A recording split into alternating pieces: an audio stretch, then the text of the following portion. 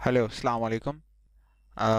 आज हमारी second video है और जो कुछ पिछली वीडियो में कुछ चीज़ें ऐसी आपको ज़रूर लगी होंगी कि अगर नहीं समझ में आई हैं तो काइंडली कमेंट कर दिया कीजिए, ताकि जो भी चीज़ें उसमें कवर नहीं हुई हैं हम उसको बाद में भी कवर कर सकें।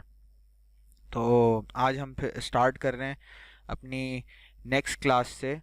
तो आज जो है हम थोड़ा सा आगे बढ़ेंगे, चीज़ें थोड़ी थोड़ी करके देखना शुरू करेंगे।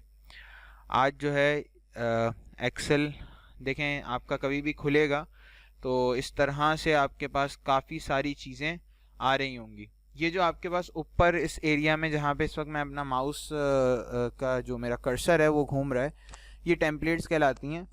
कुछ स्टैंडर्ड कामों के लिए कुछ टेम्पलेट्स मतलब एक फॉर्मेट्स जो होते हैं वो बने हुए होते हैं, ताकि अगर कभी आपको कुछ बहुत अपने स्टैंडर्ड्स के मुताबिक चीज़ें बनाने में टाइम लगाना ना पड़े, बल्कि आपका टाइम सेव हो जाए और वो चीज़ें आप आराम से उस फॉर्मेट के अंदर अपना डेटा डालें, जो या जो भी आपके पास इंफॉर्मेशन है वो डालें और वो बाद में कन्वर्ट कर दी जाए एक बेहतरीन से फॉर्मेट के अंदर। तो इसलिए टेम्पलेट का इस्तेमाल किया जाता है। हाँ, इसमें आप कस्टम टेम्पलेट्स भी बना सकते हैं, जो कि हर बंदा अपने मिजाज अपने काम के हवाले से अपने काम के मुताबिक बना सकता है। ठीक है, तो अब हम आज फिर से जो जाएंगे हम ब्लैंक वर्कबुक पे ही जाएंगे। तो मैंने इसको एक ब्लैंक वर्कबुक ओपन कर लिया आपके सामने। तो ये मेरे पास पूरी ब्लैंक वर्कबुक आ रही है। कुछ छोटी मोटी चीज़ें मैंने आपको बताई थी कि ये सारे ये जिन पे क्लिक कर रहा हूँ मैं इस वक्त, दीज आर सेल्स, ये सारे के सारे सेल्स हैं। और साथ साथ जो है ऊपर आपके पास ओवरऑल सारी चीज़ें आ रही हैं इसके अंदर। इसमें जो है ऊपर इंसर्ट की टैब है, पेज लेआउट है। आज ज़रा हम यहाँ से शुरू करते हैं कि इसमें ऊपर इस टैब के अंदर क्या क्या चीज़ें हमारे पास मौजूद हैं। इस ये जो होम की टैब है इसके अंदर ये कट कॉपी पेस्ट जो है, ये ये जो तीन ऑप्शन होते हैं, ये मकसद ये है कि आपने किसी जगह से कोई डाटा या कोई टेक्स्ट अगर आपने कॉपी किया है तो उसको कॉपी दबाने के लिए अगर या फिर इसी शीट पे से आपको कोई डाटा अगर कॉपी करना है तो आप इसके बटन के थ्रू कॉपी कर सकते हैं। साथ साथ इसका एक शॉर्टकट होता है की के अंदर, जैसे यहाँ पे दिखा रहा है Ctrl+C, तो वो कॉपी पेस्ट शॉर्टकट के थ्रू भी हो जाता है। इसी तरीके से कट का ऑप्शन भी, अगर हमें यहाँ से कुछ कट करना हो तो हम उसको कट कर सकते हैं।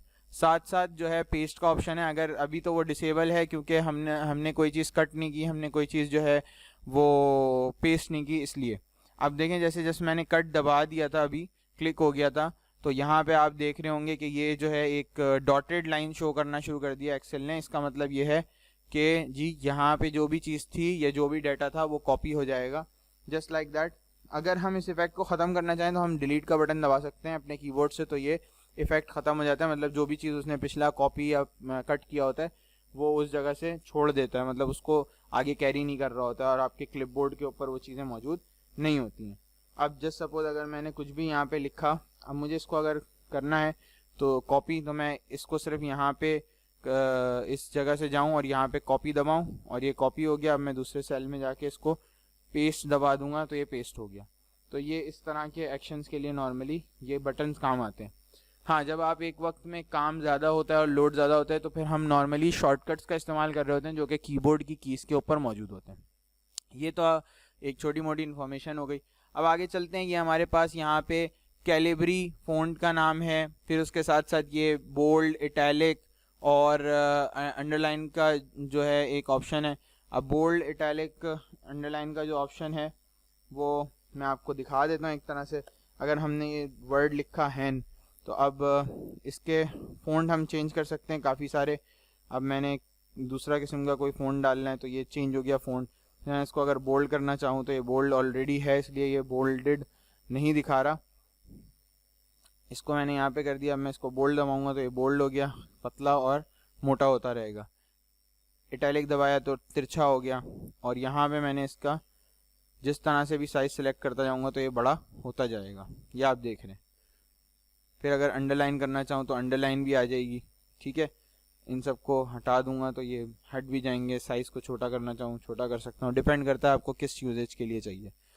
फिर इस सेल के अंदर अगर हम इसको मैनेज करना चाहें, मतलब ऊपर वाला ये वाला जो ऑप्शन है ये आपको बता रहा है कि आपने किस तरह से ओवरऑल एक्सेल में अगर आपका टेक्स्ट इसके एक ख़ास सेल के अंदर है तो आपको उसमें सेंटर में अगर उसको अलाइन करना है तो आप सेंटर से अलाइन कर सकते हैं।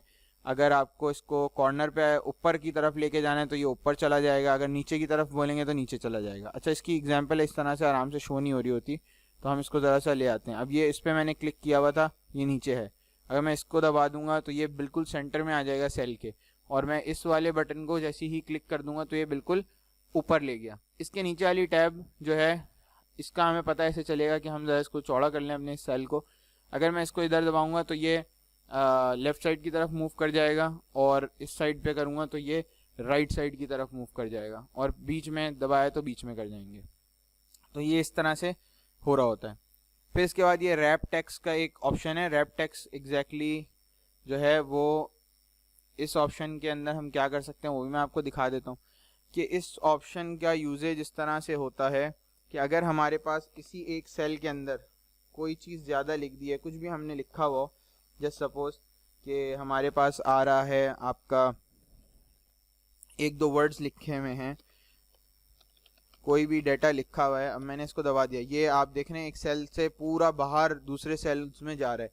तो अगर मैं चाहूँ कि जो इस सेल के अंदर डेटा है वो इसी में रहे और इसी सेल से बाहर जाता हुआ ना दिखे, तो मैं नॉर्मली हमें ऑप्शन यूज़ करते हैं रैप टेक्स्ट का। जैसे ही हमने रैप टेक्स्ट दबाया वो टेक्स्ट गायब नहीं हुआ, एग्जैक्टली वो नीचे शिफ्ट डाउन हो गया, तो हमें वो दिख रहा है कि नीचे उसी सेल के अंदर मैनेज करने के लिए ये ऑप्शन ज़्यादातर इस्तेमाल किया जाता है।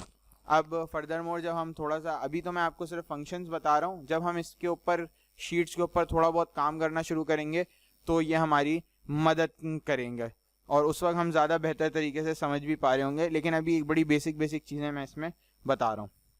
यहाँ पे ये मर्ज और सेंटर करने का है, तो इसका मतलब ये है कि अगर जैसे ये मैं इस सेल से लेके अगले दो सेल तक जाना चाहता हूँ तो मैं उस सेल तक चला गया, अब मुझे ये डाटा इन सेलों में भी शो करना है, तो मैं मर्ज का मतलब होता है कि इन सेल्स को आपस में मिला देना, तो मैंने इसको मिला दिया। और सेंटर से मुराद है कि टेक्स्ट सारा सेंटर में आ जाएगा। आप इसका फॉर्मेट चेंज कर सकते हैं, टेक्स्ट को साइड पे कॉर्नर्स पे ले जा सकते हैं, बीच में लाना हो बीच में ले जा सकते हैं, ऊपर ले जाना हो ऊपर ले जा सकते हैं, नीचे रखना हो नीचे रख सकते हैं, सेंटर में रखना है अलाइन करना है तो सेंटर में अलाइन कर सकते हैं। इसके बाद ये कंडीशनल फॉर्मेटिंग का एक ऑप्शन है, इसके अंदर डिफरेंट रूल्स आप अप्लाई करके तो अपने सेल को मैनेज कर सकते हैं। ये डिफरेंट किस्म के डाटा को मैनेज करने के काम आता है। और यहाँ पे जो है ये जो सेल्स की डिज़ाइनिंग आ रही है कि आपको अगर कोई ख़ास किस्म के कैलकुलेशन या किसी चीज़ को हाईलाइट करना है तो उसको हाईलाइट करने के लिए ये सेल्स हैं। उसके बाद ये इसका जो ये वाले ऑप्शंस आ रहे हैं ये है इंसर्ट। इंसर्ट से मुराद ये है कि अगर आपको कोई रॉ इसके अंदर किसी डाटा के अंदर पूरी एक मतलब इंटायर रॉ जिसको हम सिलेक्ट करें, मतलब ये जो हमने सिलेक्ट कर ली ये पूरी एक रॉ है, ये आखिर तक एक्सेल की वर्कबुक में आई भी है। अब अगर मैं इसको चाहूँ तो जैसे ही मैं अगर इंसर्ट दबाऊंगा तो इसके अंदर एक और आपने देखा ऐड हो गई, और डिलीट करना चाहूँगा तो मैं डिलीट दबाऊंगा तो वो डिलीट सेल्स कर देगा। तो ये इसके चीज़ें हैं जो ऑप्शन हैं। इसके बाद ये फॉर्मेटिंग के ऑप्शन हैं, ये मुख्तलिफ चीज़ों को फॉर्मेट करते हैं किसी भी सेल्स के अंदर, तो सेल्स के फॉर्मेट चेंज करने के लिए इस्तेमाल किया जाता है। इसके बाद ये ऑटो सम का जो एक फार्मूला है, इसके अंदर ये चंद फार्मूलाज हैं। ऑटो सम से मुराद है खुद ब खुद सम करने का। जैसे आप इस बटन को दबाएंगे, अगर हमें किसी चीज़ को सम करना है तो ये फ़ौरन खुद ही इमीडिएट सम कर देगा, तो हमें कोई फार्मूलाज प्रॉपर लगाने की या पूरी सिलेक्शन इधर उधर से ज़्यादा टाइम ना लगे, इसलिए इस्तेमाल होता है। सॉर्ट एंड फिल्टर का जो ऑप्शन है, इसके अंदर कोई हमारे डेटाज अगर मौजूद हों और बहुत, क्योंकि एक्सेल के अंदर बहुत बड़े बड़े डेटाज भी डेवलप किए जाते हैं और होते हैं, जिसको अगर हमें कभी कभार फ़िल्टर आउट करना है किसी ख़ास चीज़ को, तो हम इस फ़िल्टर के ऑप्शन को इस्तेमाल करते हुए चीज़ों को फ़िल्टर कर लेते हैं। ये डाटा इम्प्लीमेंट करके मैं आपको कुछ दिनों में दिखाऊंगा अभी, और नेक्स्ट वीडियोस में आप इसको देख के ज़्यादा बेहतर तरीके से समझ सकेंगे। इसके बाद फाइंड एंड सिलेक्ट है, मतलब अगर आपकी वर्कबुक बहुत बड़ी है और आपको चीज़ें ढूंढने में मसला हो रहा है तो आप इस ऑप्शन को क्लिक करेंगे और उन चीज़ों को जिनको आपको ढूंढना है, आप वो कीवर्ड्स या कोई भी जो कोई जुमले हों या कोई छोटे मोटे वर्ड्स हों या कोई फिगर्स हों वो आप डालें, तो ये पूरे एक्सेल की उस वर्कबुक से जो है या उस शीट से आपको वो सारे के सारे प्रॉपर तरीके से निकाल के दे देगा वो फिगर्स जो आपको रिक्वायर्ड होंगी, और अगर आपको उसको चेंज करना है, डिलीट करना है, वो आप बआसानी कर सकते हैं, बजाय इसके कि आप पूरी शीट पे गो थ्रू करें और जो है उसको पूरी शीट पे जो है आप चीज़ें कर रहे हों और ढूंढ रहे हों, वो आपका टाइम भी बहुत वेस्ट करती है।